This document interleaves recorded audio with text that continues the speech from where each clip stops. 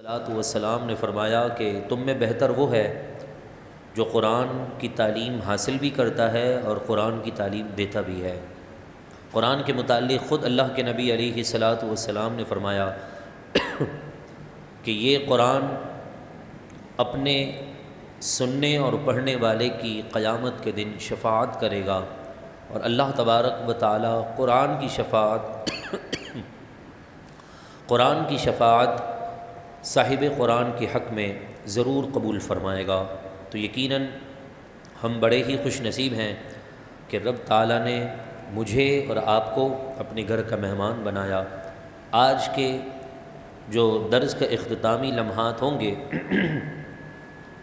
اس میں انشاءاللہ سورہ مریم کا درس مکمل ہوگا، اور آخری رکوع کا درس ہے۔ اس کے اندر بہت سی فائدے کی باتیں بھی ہیں اور نصیحت کی باتیں بھی ہیں، اور سمجھنے والوں کے لیے اشارہ بھی کافی ہے۔ دعا کریں اللہ تعالیٰ مجھے بھی اور آپ کو بھی اور ہماری آنے والی نسلوں کو قرآن پاک سے الفت اور محبت نصیب فرمائے۔ سورہ مریم رکوع نمبر 6، 16واں پارہ، رکوع نمبر 9 اور آیت نمبر 83۔ اللہ کا کلام ارشاد فرماتا ہے، الم تر انا ارسلنا الشیاطین، کیا آپ نے نہ دیکھا کہ ہم نے شیطان کو بھیجا علی الکافرین، کافروں کے اوپر، تعزہم عزا، کہ وہ انہیں ہر وقت کفر پر مسلط کرتے رہتے ہیں، اکساتے رہتے ہیں۔ یعنی اللہ تبارک و تعالی نے جن بندوں کو اپنے لیے خاص کیا ان لوگوں کی طرف فرشتوں کی جماعت کو بھیجا، اور جنہیں اللہ نے اپنی رحمت اور اپنے کرم سے دور کرنا چاہا ان کے اوپر شیاطین کو مسلط کر دیا۔ اللہ کے نبی علیہ الصلاۃ والسلام کا فرمان ہے کہ آقا دو جہاں صلی اللہ علیہ وسلم نے فرمایا کہ شیطان اپنا تخت پانی کے اوپر لگاتا ہے، سمندر کے اوپر لگاتا ہے، اور رات کو اپنے سارے جتنے بھی شیطان کے بندے ہیں، جو چھوٹے ہیں بڑے ہیں، یوں کہہ لیجئے شیطان کے جتنے بھی چیلے ہیں، اپنی تمام اولادوں کو یہ حکم دیتا ہے کہ جاؤ زمین میں پھیل جاؤ اور وہاں پر نئے نئے برے کارنامے انجام دو اور مجھے آ کر خبر کرو۔ کوئی آ کر دوسرے دن خبر کرتا ہے کہ میں نے دوستوں کے درمیان جدائی کروا دی، کوئی کہتا ہے میں نے طالب علم کو علم سے روک دیا، کوئی کہتا ہے کہ میں نے کسی کو سود لینے پر ابھار دیا، کوئی کہتا ہے کہ میں نے کسی بندے کو کاروبار کرتے وقت جھوٹ کا سہارا دینے کا مشورہ دیا۔ مختلف باتیں کرتے ہیں، لیکن شیطان کسی سے یہ نہیں کہتا کہ تو نے اچھا کام کیا ہے۔ پھر آخر میں شیطان کا ایک چھوٹا سا بچہ اٹھ کر کھڑے ہو کر کہتا ہے کہ میں نے ایک چھوٹا سا کام کیا ہے، پتہ نہیں مجھے شاباشی ملے گی کہ نہیں ملے گی۔ تو کہا کہ اپنا کام تو بتاؤ۔ پھر وہ چھوٹا شیطان کا بچہ کہتا ہے کہ میں نے میاں اور بیوی کے درمیان جدائی پیدا کر دی ہے، ان کے درمیان طلاق کروا دیا ہے۔ شیطان اس پر قہقہہ مارتا ہے اور خوش ہوتا ہے، اور اسے اپنے سینے سے لگاتا ہے کہ آج تو نے یہی کام سب سے بہترین کیا ہے، اور اس سے بہتر دنیا کے اندر کوئی کام نہیں ہے۔ تو اندازہ لگائیے کہ جو ہم آج اپنے معاشرے کے اندر لڑائیاں دیکھ رہے ہیں، میاں بیوی کے درمیان، گھروں کے اندر نا اتفاقیاں، یہ سب شیطان کے اولادوں کی وجہ سے ہے کہ جو ہماری اولاد کی صحیح تربیت نہ ہو، اس لیے وہ لڑائی کروا دیتا ہے، جدائیاں پیدا کر دیتا ہے۔ اس لیے انسان کو چاہیے کہ جب بھی غصے میں ہوں تو انسان اپنے غصے پر کنٹرول کرنے کے لیے حضور علیہ الصلاۃ والسلام کے طریقے پر عمل کرتے ہوئے اعوذ باللہ من الشیطان الرجیم ولا حول ولا قوۃ الا باللہ العلی العظیم کا ورد کر لیا کرے، تاکہ شیطان اپنے مقصد میں کامیاب نہ ہو سکے۔ تو قرآن نے فرمایا کہ ہم نے کافروں کی طرف، کافروں پر شیطان کو بھیج دیا ہے تاکہ وہ انہیں ہر وقت کفر پر اکساتے رہیں۔ فلا تعجل علیہم، تو پیارے حبیب آپ ان پر جلدی نہ کریں، اے سننے والے تو ان پر جلدی نہ کر۔ انما نعد لهم عدا، کہ ہم نے ان کے لیے صرف ایک گنتی مقرر کر دی ہے۔ جب اللہ تبارک و تعالیٰ کا حکم کن آتا ہے فیکون، تو اللہ تبارک و تعالیٰ کا وہ حکم نافذ ہو کر رہ جاتا ہے۔ اب آپ دیکھ لیجئے، اتنی طاقتور دنیا ہو چکی ہے کہ آج جو نئی بلڈنگز بن رہی ہیں، نئے اپارٹمنٹس بن رہے ہیں، فلیٹس وغیرہ بن رہے ہیں، ان کے اندر ایسی معدنیات چیزیں ڈالی جا رہی ہیں جو بڑے سے بڑے زلزلے کو بھی اپنے اندر سہ سکتی ہے۔ لیکن جب میرے رب کا حکم آتا ہے تو زمین اپنے سارے خزانے باہر نکال دیتی ہے۔ اذا زلزلت الارض زلزالہا واخرجت الارض اثقالہا، ایک وہ زلزلہ بھی آئے گا کہ جب ساری زمین ہلا دی جائے گی اور زمین اپنے سارے خزانے باہر نکال دے گی۔ جتنی ہم ترقی کر لیں، جتنا ہم آگے بڑھ جائیں، مگر رب کے فضل اور رب کی پکڑ سے ہم آگے نہیں بڑھ سکتے ہیں۔ تو فرمایا کہ ہم ان کی گنتی پوری کر رہے ہیں۔ یوم نحشر المتقین، اور جس دن ہم جمع کریں گے المتقین، پرہیزگاروں کو، متقی لوگوں کو، الی الرحمانی، رحمان کی طرف، رحمان کے سامنے، وفدن، معزز مہمان بنا کر۔ آج دنیا میں لوگ یہ کہتے ہیں کہ یار میرے ساتھ فلاں بندے نے برا کر دیا، اس نے میرے ساتھ یہ معاملہ کر دیا، میں تو نمازیں بھی پڑھتا ہوں پھر بھی میرے کاروبار میں برکت نہیں ہوتی، میں یہ کام کر رہا ہوں پھر بھی مجھے اس کا رزلٹ اچھا نہیں مل رہا۔ لوگ یہاں تک کہہ دیتے ہیں کہ ہم نے تو اتنے وظائف پڑھ لیے پھر بھی کوئی ثمرہ حاصل نہیں ہو رہا، کوئی نتیجہ نہیں نکل رہا۔ تو ان وظائف اور ان نتائج اور ان اعمال کا بدلہ اگر دنیا میں نہیں ملتا تو اللہ تبارک و تعالی قیامت کے دن اپنی مہمان نوازی کی شکل میں عطا فرما دیتا ہے۔ آقا دو جہاں صلی اللہ علیہ وسلم کا فرمان ہے، میرے محبوب علیہ الصلاۃ والسلام نے فرمایا قیامت کے دن بندوں کو حاضر کیا جائے گا اور وہ اپنے اعمال نامے میں بڑے بڑے پہاڑ جتنی نیکیاں دیکھیں گے۔ وہ رب سے عرض کریں گے مولا یہ نیکیاں تو میں نے نہیں کی ہیں، میرے نامہ اعمال میں یہ نیکیاں کہاں سے آ گئیں؟ اللہ تبارک و تعالیٰ ان سے فرمائے گا کہ دنیا میں جو تو تمنا، آرزو اور دعائیں کرتا تھا، وہ جائز تمنائیں، وہ جائز آرزویں اور وہ دعائیں جن کا اثر تجھے دنیا میں قبول ہوتا ہوا نظر نہ آیا، اس کے بدلے میں نے تجھے یہ ثواب کے خزانے عطا فرما دیے ہیں۔ میرے نبی نے غیب کی خبر دیتے ہوئے فرمایا کہ اس وقت وہ بندہ دل میں تمنا کرے گا کہ کاش دنیا میں میری کوئی دعا، کوئی آرزو، کوئی تمنا قبول نہ ہوتی کہ جس کے بدلے مجھے قیامت کے دن اجر و ثواب کے بڑے بڑے خزانے عطا کیے جاتے۔ ہماری دعائیں قبول ہو رہی ہیں، ان کا اثر ظاہر ہو رہا ہے، یہ بھی رب کا مجھ پر اور آپ پر کرم ہے۔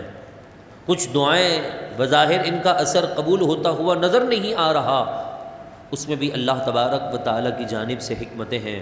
تو قرآن نے فرمایا یوم نحشر المتقین، جس دن ہم پرہیزگاروں کو رحمان کی طرف وفدن، معزز مہمان بنا کر اکٹھا کریں گے، وَنَسُوقُ الْمُجْرِمِينَ إِلَىٰ جَهَنَّمَ وِرْدًا، اور ہم مجرموں کو جہنم کی طرف ہانک کر لے جائیں گے، وردن، اس حال میں کہ وہ پیاسے ہوں گے۔ رسول اللہ صلی اللہ علیہ وسلم نے فرمایا جہنمیوں کے بہت سے طبقات ہیں، ان طبقوں میں سے، ان درجات میں سے سب سے نچلا درجہ یہ ہے کہ وہاں پر اللہ تبارک و تعالی دین دشمنوں کو اور منافقوں کو رکھے گا۔ ان المنافقین فی الدرک الاسفل من النار، 5واں پارہ ہے، قرآن فرماتا ہے سارے کے سارے منافق جہنم کے سب سے نچلے درجے میں ہوں گے۔ وہاں انہیں پیاس لگے گی، بھوک لگے گی، تو وہاں انہیں کھانے اور پینے کے لیے جہنمیوں کا پیپ اور انہیں پسینہ دیا جائے گا۔ وردن، وہ وہاں پر پیاسے ہوں گے جہنم کی طرف مجرم لوگ۔ لا یملکون الشفاعہ، قیامت کے دن کوئی شفاعت کا مالک نہ ہوگا، الا من اتخذ عند الرحمن عہدا، مگر وہی جنہوں نے رحمان سے عہد لے لیا ہے۔ یعنی اللہ تبارک و تعالی نے جنہیں اجازت دی کہ وہ شفاعت کریں، تو اللہ تعالیٰ اپنی اجازت کی برکت سے ان کی شفاعت بھی قبول فرما لے گا۔ سب سے پہلے اللہ کے نبی علیہ الصلاۃ والسلام شفاعت کا دروازہ کھولیں گے۔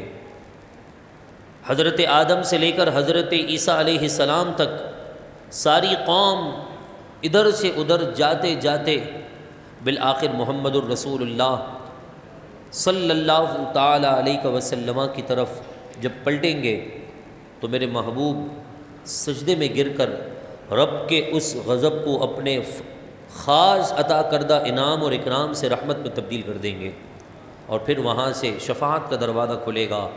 صرف انبیاء شفاعت نہیں کریں گے، جو ہے رسل شفاعت نہیں کریں گے، اللہ کے مقرب شفاعت نہیں کریں گے، بلکہ یہاں تک فرما دیا کہ کوئی عالم دین ہے، جب اسے جنت کا مژدہ سنا دیا جائے گا کہ آپ جنت میں چلے جائیں، تو بڑے مجمع میں میدان معاشر کا کوئی بندہ ان کا دامن پکڑ لے گا اور اس عالم دین سے کہے گا وہ وقت یاد ہے کہ آپ کو وضو کے لیے پانی چاہیے تھا اور میں نے آپ کو وضو کے لیے پانی پیش کیا تھا۔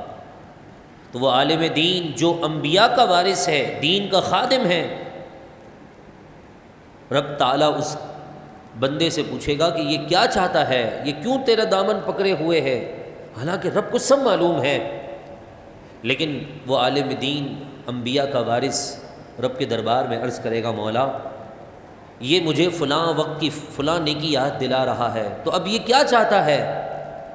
اللہ تبارک و تعالیٰ سے وہ دین کا خادم عرض کرے گا مولا یہ میرے ساتھ جنت میں جانا چاہتا ہے۔ اللہ تبارک و تعالیٰ فرمائے گا کہ تو میرے نبی کے دین کا خادم ہے، اس نے تیری خدمت کی ہے، میں نے اس کے گناہوں کو معاف کر دیا اور بلا حساب و کتاب تیری برکت سے اسے شفاعت عطا فرما دی ہے اور جنت اسے مل جائے گی۔ حافظ قرآن کے متعلق ہے کہ خاندان کے 10 افراد جن پر جہنم واجب ہو چکی ہے ان کے برے اعمال کی وجہ سے، لیکن خاتمہ ایمان پر ہوا ہے، ایسے 10 افراد کو خاندان کا ایک حافظ قرآن، سچا حافظ قرآن، وہ 10 افراد کی شفاعت کر دے گا۔ تو مجھے بتائیے جس سینہ اقدس پر وحی خدا کے ذریعے سے لوح محفوظ سے وہ کلام پاک محفوظ ہو گیا سینہ مصطفیٰ کے اندر، اور وہ سینہ اور پھر اس سینے کی برکت سے امت کے چھوٹے چھوٹے بچے اپنے سینے میں قرآن کو محفوظ کریں، وہ 10 افراد کی شفاعت کریں، تو پھر اندازہ لگائیے عالموں کی کتنی بڑی شان ہوگی، اولیاء کی کتنی بڑی شان ہوگی، اور پھر اللہ تبارک و تعالیٰ نے صحابہ اور اہل بیت کو کیا مقام عطا کیا ہوگا کہ میرے نبی علیہ الصلاۃ والسلام نے فرمایا کہ جب شفاعت کا دروازہ کھول دیا جائے گا تو پھر میری شہزادی فاطمہ الزہرا جب میدان معاشر میں جنت کی طرف جا رہی ہوں گی تو کئی ہزار حوروں کے جھرمٹ میں اللہ تبارک و تعالیٰ انہیں جنت میں داخلہ عطا فرمائے گا۔ ان کے صدقے سے اللہ کتنے بڑے بڑے گناہ گاروں کی بخشش اور مغفرت فرمائے گا۔ اور ویسے بھی ہم بڑے مایوس لوگ ہیں، بہت جلد مایوس ہو جاتے ہیں۔ اندازہ لگائیے کہ اگر آپ کسی کی نافرمانی کریں، کسی کا دل دکھائیں، کسی کو بات بات پر آپ جھڑک دیں، لیکن آپ کے علم میں یہ بات آ جائے کہ وہ فلاں بندہ آپ سے بڑی محبت کرتا ہے، آپ اس کی بات نہ مانیں، یا آپ کے ساتھ کوئی اس طرح کر دے کہ آپ کسی کے لیے جان دینے کے لیے تیار ہوں، وہ آپ کی بات تک نہ رکھے، تو مجھے بتائیے دل میں کتنی تکلیف ہوتی ہے۔ بلا تشبیہ بلا مثال رسول اللہ کا اتنا احسان ہے، ہم پر اتنا کرم ہے کہ ان کو ایک مرتبہ یاد کرتے ہیں رب 10 رحمتوں کا نزول فرما دیتا ہے، اتنا کرم ہے، مگر اس کے باوجود بھی ہم رسول اللہ کا دل مبارک دکھاتے ہیں، ان کے دین سمجھنے کے لیے تیار نہیں ہیں۔ لیکن وہ نبی کیا فرما رہے ہیں؟ میرے محبوب فرماتے ہیں کہ میں اپنی امت کے بڑے بڑے گناہ گاروں کی شفاعت کے لیے بھیجا گیا ہوں، میں ان کی شفاعت کروں گا جو میری امت میں بڑے بڑے گناہ گار ہیں۔ ہم تو بڑے مجرموں کو منہ تک نہیں لگاتے، مگر میرے نبی فرما رہے ہیں میں بڑے بڑے مجرموں کی شفاعت کرنے کے لیے آیا ہوں۔ اندازہ لگائیے کہ حضور علیہ الصلاۃ والسلام نے مجھے اور آپ کو اس موقع پر بھی تنہا نہیں چھوڑا ہے۔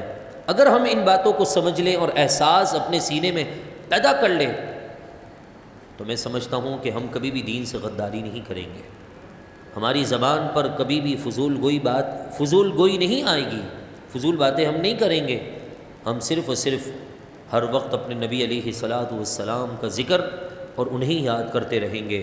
قرآن فرماتا ہے لا یملکون الشفاعہ، وہ لوگ شفاعت کے مالک نہیں، الا من اتخذ عند الرحمن عہدا، مگر وہی جنہوں نے رحمان سے عہد لے لیا ہے۔ وقالوا اتخذ الرحمن ولدا، اور یہ کافر بولتے ہیں کہ رحمان نے اپنے لیے اولاد بنا لی ہے۔ لقد جئتم شیئا ادا، بے شک تم بہت ہی بھاری بات کرتے ہو، اور اللہ تبارک و تعالیٰ کی رحمت کو ناراض کرنے والی باتیں کرتے ہو کہ جس رب نے نعمتیں دیں، انعام دیا، اکرام دیا، عزتیں دیں، لوگوں کے سامنے اچھے بولنے کے لیے زبان، کھانے پینے کے لیے اشیاء، یہ تمام کچھ عطا کر دیا، اس کے باوجود اگر کافر لوگ اللہ تبارک و تعالیٰ کے ساتھ کسی کو شریک کر دیں، اور یا پھر فرشتوں کے متعلق یہ کہیں کہ یہ خدا کی بیٹیاں ہیں، انبیاء کے متعلق کہیں کہ یہ خدا کے بیٹے ہیں، تو اللہ تبارک و تعالیٰ کو اس جملے سے زیادہ کوئی جملہ بھاری نہیں لگتا، اس کی رحمت ناراض ہو جاتی ہے۔ لقد جئتم شیئا ادا، بے شک تم بہت ہی بھاری بات لے کر آئے ہو۔ تکاد السماوات یتفطرن منہ، قریب ہے کہ اس بات کو سننے سے آسمان پھٹ جائے۔ وتنشق الارض، اور زمین ٹکڑے ٹکڑے ہو جائے۔ وتخر الجبال ہدا، اور پہاڑ کانپتے ہوئے گر جائیں۔ اس قدر تم نے اللہ تبارک و تعالیٰ کو ناراض کرنے والی بات کہی ہے۔ اگر یہ بات آسمان سن لے تو آسمان جو ہے وہ پھٹ جائے، زمین ٹکڑے ٹکڑے ہو جائے، اور پہاڑ جو ہے وہ ہانپتے ہوئے اپنی جگہ چھوڑ کر گر جائے۔ اتنی سخت بات کافر اپنی زبان سے نکالتے ہیں، اپنے منہ سے نکالتے ہیں۔ ان دعوا للرحمن ولدا، اس وجہ سے کہ انہوں نے رحمان کے لیے اولاد کا دعویٰ کیا ہے۔ وما ينبغي للرحمن، رحمان کی یہ شان نہیں ان يتخذ ولدا، کہ وہ اپنی ملکیت میں سے کسی کو اپنی اولاد بنائے۔ ہم اس کے بندے ہیں، وہ ہمارا مالک ہے، ہم اس کی ملکیت میں ہیں۔ چاہے تو کن کہہ کر پوری دنیا کو ختم کر دے، چاہے تو کن کہہ کر ہمیں بخشش کا پروانہ دے دے، چاہے تو ہم ساری زندگی تہجد پڑھتے رہیں، مگر ہمیں وہ اٹھا کر جہنم میں ڈال دے۔ وہ کن فیکن کا مالک ہے، اس سے کوئی پوچھ گچھ نہیں ہے۔ یہ اس کا کرم ہے کہ اس نے ہمیں پانی کے لیے نہیں ترسایا، یہ اس کا کرم ہے کہ اس نے ہمیں عزت کے ساتھ دن میں 3 وقت کھانا عطا کیا ہے۔ میری چیز ہے، موبائل یہ میرا اپنا ہے، آپ کی اپنی کوئی چیز ہو، آپ توڑیں پھوڑیں، کسی کو گفٹ کر دیں، تحفہ دے دیں، بیچ ڈالیں، میں آپ سے پوچھنے والا نہیں ہو سکتا۔ تو ہم سب کے سب اللہ کی ملکیت میں ہیں۔ رب ہمیں بیمار کر دے، پریشان کر دے، آزمائش مبتلا کر دے، یا ایک گھونٹ بھی پانی نہ دے، ہمارے اندر اتنی مجال نہیں ہے کہ ہم رب تعالیٰ سے پوچھ سکیں۔ مگر آج افسوس، ہمارے لوگ اللہ تبارک و تعالیٰ کی ذات پر اعتراض کرتے ہیں، شکوہ کرتے ہیں، میں نے تو یہ بھی کیا تھا، تو نے مجھے یہ نہیں دیا۔ ہم کوئی عمل کریں نا تو اللہ تبارک و تعالیٰ کو پانے کے لیے کریں تو یقیناً سارے کام خود بخود آسان ہو جائیں گے۔ ان دعوا للرحمن ولدا، اس وجہ سے کہ انہوں نے رحمان کے لیے اولاد کا دعویٰ کیا کہ ان یتخذ ولدا، کہ وہ اپنے لیے کوئی اولاد بنا لے۔ ان کل من فی السماوات والارض، کہ آسمان اور زمین میں جو کچھ ہے، الا آتی الرحمن عبدا، سب رحمان کی بارگاہ میں بندے ہونے کی حالت میں حاضر ہوں گے، کہ سب کے سب اس کے بندے ہیں، اس کی ملکیت میں ہیں۔ لقد احصاہم، بے شک اللہ تبارک و تعالی نے ان کو شمار کر لیا ہے، گن لیا ہے۔ وعدہم عدا، اور ایک ایک کر کے سب کی گنتی کا علم رب تعالیٰ کو معلوم ہے۔ اللہ تبارک و تعالیٰ نے اپنے فضل سے مخلوق کی تعداد کو جان لیا کہ دنیا میں کتنی مخلوق ہے، سب علم ہے اسے۔ لیکن افسوس اس بات کا ہے کہ ہم آج بڑی ناشکری کر رہے ہیں۔ اللہ تبارک و تعالیٰ نے جو انعام، جو اکرام کی نعمتیں ہمیں عطا فرمائی ہیں، اس کا دنیا میں کوئی سمجھ لیجئے کہ نعم البدل نہیں ہے۔ میں اور آپ آج اگر اللہ تبارک و تعالیٰ کے خاص بندے بننا چاہتے ہیں تو ہمیں اس کی نعمتوں کا شکریہ ادا کرنا چاہیے۔ اور میں اکثر یہ بات کہتا ہوں، کبھی آپ کو وقت ملے نا تو آپ گوگل پر سرچ کیجئے گا کہ دنیا میں کتنے مذہب ہیں، آپ کو خود اندازہ ہو جائے گا کہ دنیا میں سینکڑوں مذاہب ہیں۔ کوئی کس کو پوج رہا ہے، کوئی کس کی عبادت میں لگا ہوا ہے، کون کس کو اپنا خدا سمجھ رہا ہے، کون کس کی بندگی میں لگا ہوا ہے۔ لیکن اس کے باوجود ہزاروں مذاہب ہونے کے بعد بھی رب نے مجھے اور آپ کو پانی کے قطرے سے پیدا کرنے کے بعد مسلمانوں کی صف میں شامل کر دیا۔ بہت بڑا انعام ہے اس کا۔ اس کے بدلے میں انسان زندگی بھر رب کا شکریہ ادا نہیں کر سکتا ہے۔ یہ اللہ کا بہت بڑا فضل ہے، اس کا انعام ہے۔ آپ اندازہ لگائیے، آپ ہندوؤں کو دیکھ لیں، آپ اندرون سندھ چلے جائیں، آپ کو خود اندازہ ہو جائے گا کہ کیسے کیسے مذہب کے لوگ وہاں پر رہتے ہیں۔ وہاں تو ایسے لوگ بھی ہیں نعوذ باللہ جو حضرت علی کو بھی خدا مانتے ہیں اور اس سے دائرۂ اسلام سے باہر نکل جاتے ہیں، اپنے آپ کو انسان کہتے ہیں۔ ایسے بھی دنیا میں لوگ موجود ہیں جو آگ کی عبادت کر رہے ہیں، پہاڑوں کی بلندی کو دیکھ کر خدا اس کو تسلیم کرتے ہیں، سمندر کی گہری موجوں کو دیکھ کر اپنا دل ان کو دے بیٹھتے ہیں۔ مگر یہ کرم کتنا ہے کہ رب نے اس سینے میں دھڑکنے والا دل اس بات کی گواہی پر رکھا ہے کہ مولا تیرے سوا کوئی معبود نہیں ہے، تو ہی وحدہ لا شریک ہے، اور تیرے نبی صلی اللہ علیہ وسلم تیرے رسول بھی ہیں، تیرے بندے بھی ہیں اور خاتم النبیین بھی ہیں۔ یہ اللہ تبارک و تعالیٰ کا کرم نہیں تو اور کیا ہے؟ تو فرمایا قرآن نے کہ رب تعالیٰ کے یہاں گنتی سب شمار میں ہے، لقد احصاہم، بے شک اللہ نے ان کو شمار کر لیا ہے، وعدہم عدا، اور ایک ایک کر کے ان کو گن رکھا ہے، وکلہم آتیہ یوم القیامۃ فرداً، اور قیامت کے دن ان میں سے ہر ایک کو اس کے حضور اکیلے اکیلے جواب دہ ہونا ہے، اکیلے اکیلے حاضر ہونا ہے۔ اندازہ لگائیے، آج میں اور آپ اگر کہیں پھنس جائیں نا، تنہا ہوں، تو ہم کال کر کے دوست کو بلا لیتے ہیں۔ گھر میں اکیلا دل نہیں لگتا ہے، قبر میں بھی اکیلے جانا ہے، قبر سے اٹھنا بھی اکیلے ہے، حساب و کتاب بھی اکیلا دینا ہے۔ میں نے کس کے ساتھ بدسلوکی کی، مجھے اس کا جواب دینا ہے۔ آپ کتنے لوگوں کا پیسہ دبا دیتے ہیں، کتنے لوگوں کے ساتھ زیادتی کرتے ہیں، اس کا جواب آپ نے دینا ہے۔ کوئی جان کسی جان کا عوض نہ ہوگی کہ آپ نے کوئی کام کیا تو پوچھ گچھ مجھ سے ہو رہی ہے، یا میں نے کوئی برا کام کیا تو سوال جواب آپ سے ہو۔ نہ، میں کسی کے 1 روپیہ دبا لوں تو مجھے جواب دینا ہے، آپ کسی کے 10 پیسے کھا لیں تو آپ نے اس کا جواب دینا ہے۔ قرآن کتنے پیارے انداز میں 30ویں پارے کے اندر پیغام دے رہا ہے کہ فَمَن يَعْمَلْ مِثْقَالَ ذَرَّةٍ خَيْرًا يَرَهُ وَمَن يَعْمَلْ مِثْقَالَ ذَرَّةٍ شَرًّا يَرَهُ، کہ خیر اور شر کے باریک سے باریک مثقال بھی ہوگا نا، چھوٹا سے چھوٹا ذرہ بھی ہوگا، قیامت کے دن انسان اپنی آنکھوں سے اس کا اجر اور اس کا نتیجہ دیکھ لے گا۔ کتنا کچھ ہے، آج ہم اپنے گھروں میں کیا کچھ نہیں دبا رہے، کسی کے بارے میں کیا کیا باتیں نہیں کرتے ہم، اس کو تو نہیں پتہ، لیکن اس کو بنانے والے، پیدا کرنے والے رب کو سب علم ہے کہ یہ میرا بندہ فلاں بندے کے بارے میں بات کر رہا ہے، اس کے دل میں فلاں بندے کے لیے نفرت ہے، میرا رب سب جانتا ہے۔ وَكُلُّهُمْ آتِيهِ يَوْمَ الْقِيَامَةِ، قیامت کے دن ان تمام چیزوں کو حاضر ہونا ہے، فردن، اللہ تبارک و تعالیٰ کے دربار میں، فردن، اکیلے اکیلے۔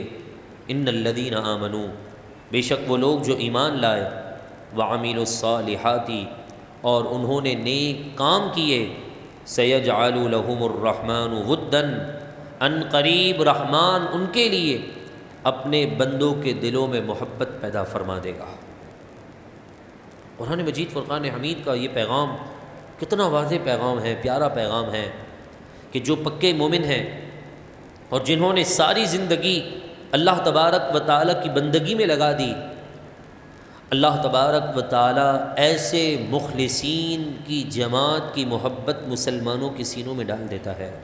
بخاری اور مسلم شریف کی حدیث پاک ہے، اللہ کے نبی علیہ الصلاۃ والسلام نے فرمایا، جب اللہ تبارک و تعالی کسی بندے سے پیار کرتا ہے، محبت فرماتا ہے، تو جبریل امین سے حکم دیتا ہے کہ میں اس سے محبت کرتا ہوں، تو جبریل امین بھی اس سے محبت شروع کر دیتے ہیں۔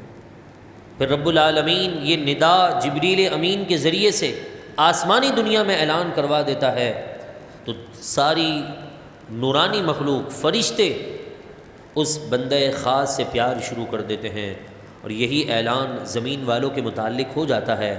تو جس کے سینے میں رائے کے دانے کے برابر بھی ایمان ہوتا ہے، وہ اللہ کے اس پیارے بندے سے خود بخود پیار کرنا شروع کر دیتا ہے۔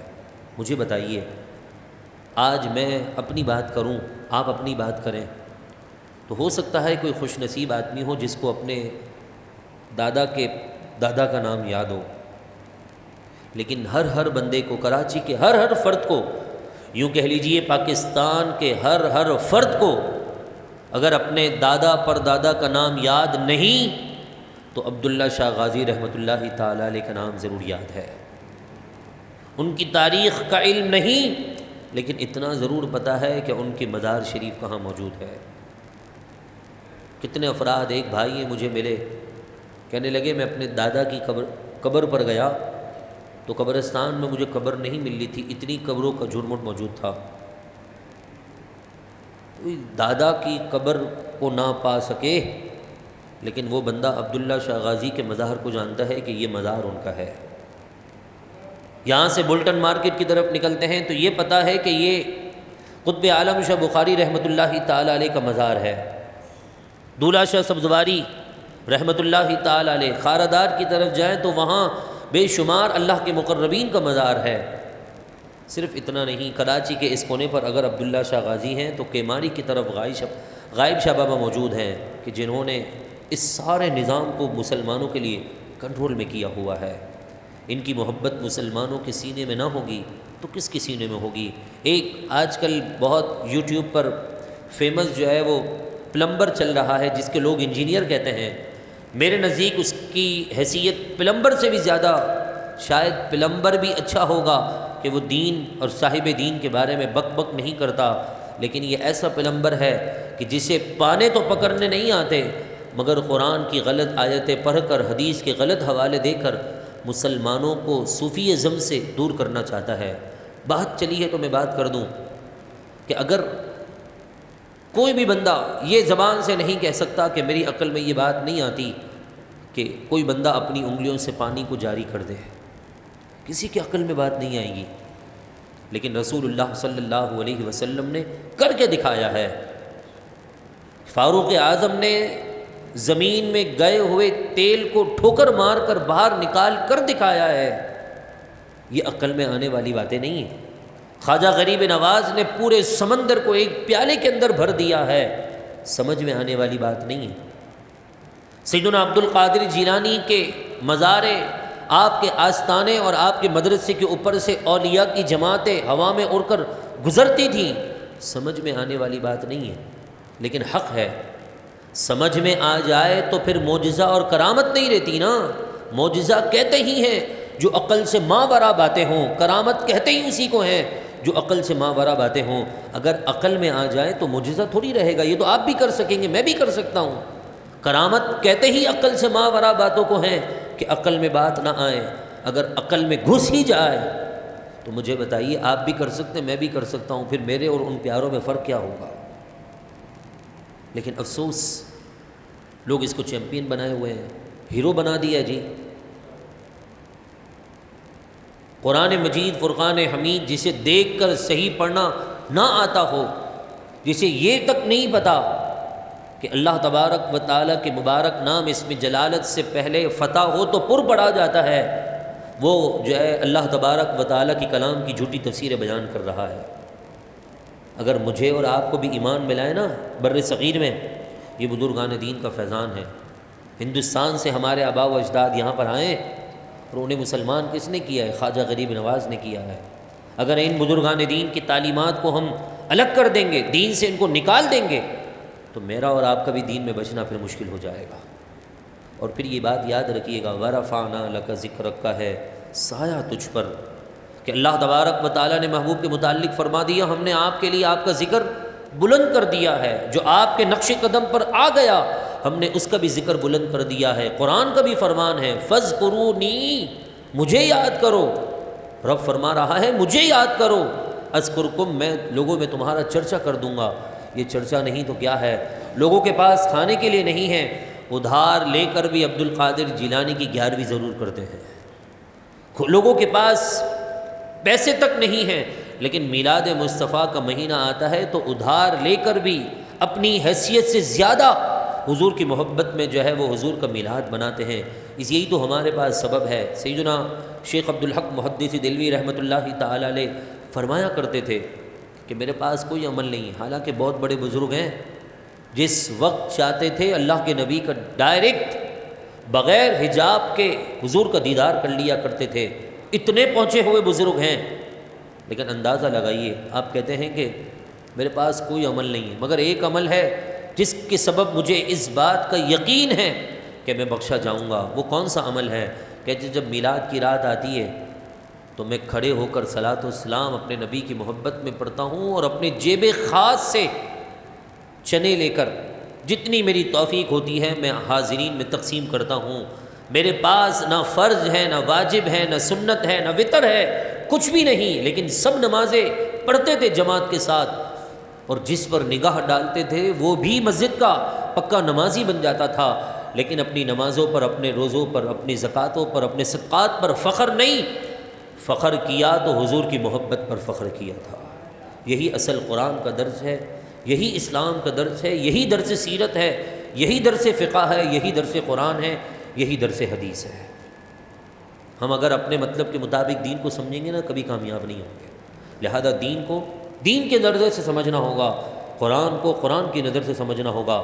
کیا قرآن مجید فرقان حمید سورہ مریم آیت نمبر 96 میں نہ فرمایا ابھی جو ہم نے سنا کہ بے شک ایمان والے اور نیک عمل کرنے والے ایسے ہو چکے ہیں کہ رحمان کے لیے اللہ تعالیٰ نے انہیں اپنے لیے ایسا منتخب کر لیا ہے کہ ان قریب رحمان ان کے لیے اپنے بندوں کے دلوں میں محبت پیدا فرما دے گا۔ تو اب بس جس کے سینے میں رائے کے دانے کے برابر بھی ایمان ہوگا نا، وہ ایسے پلمبروں کے پیچھے نہیں، اللہ والوں کے پیچھے چلے گا۔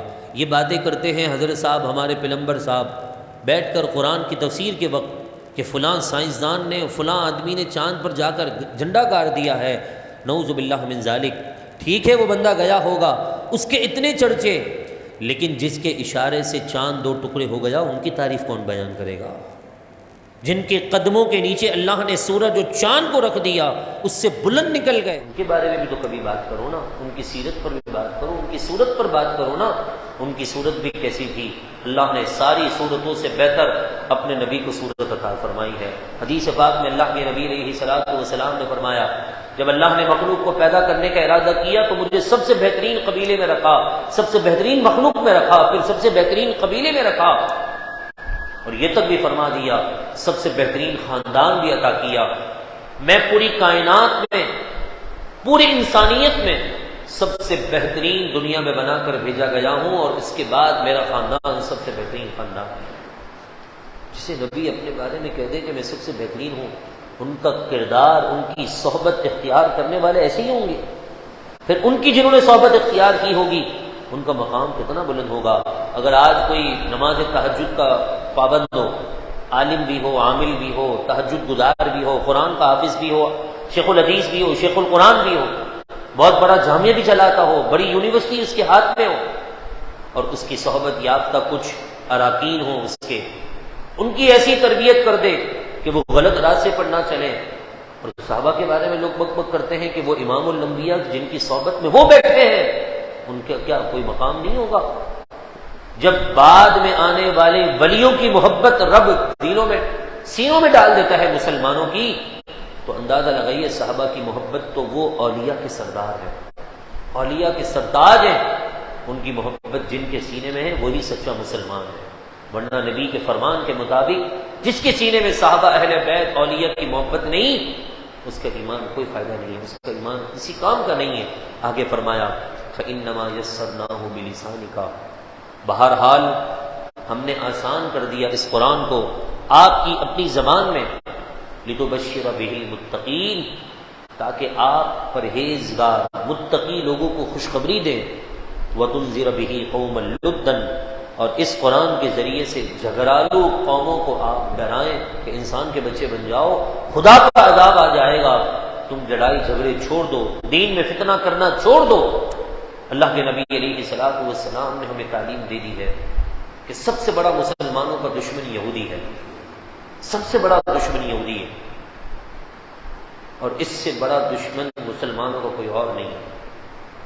شیطان روحانی اعتبار سے مسلمانوں کو پسپا کرنا چاہتا ہے، اور یہودی جو شیطان کا سب سے بڑا اعلی کار ہے، وہ مسلمانوں کو اخلاقی، ایمانی اور مالی اعتبار سے ڈاؤن کرنا چاہتا ہے، انہیں اپنا غلام بنانا چاہتا ہے۔ یہاں تک کہ رسول اللہ صلی اللہ علیہ وسلم کے صحابہ میں سے کوئی شخص یہودی کے ساتھ سفر کرتا ہے، بالآخر ان کا سفر اپنی منزل کو پہنچ جاتا ہے، تو وہ رسول اللہ کے غلام کہنے لگے کہ میں نے سنا ہے اپنے بزرگوں سے کہ یہودی مسلمانوں کا سب سے بڑا دشمن ہے، تمہارے عمل سے تو کہیں ایسا نہیں لگا، کیا تم یہودی نہیں یا ہمارے دشمن نہیں؟